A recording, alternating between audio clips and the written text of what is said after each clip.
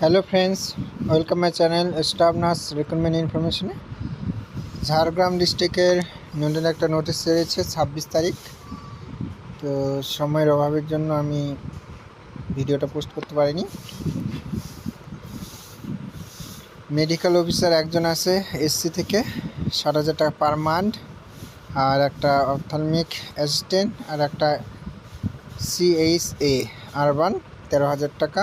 কে পেয়েছেন? মিসেস লাবণী ভুনিয়া। তারপরে এখানে দেখে নেব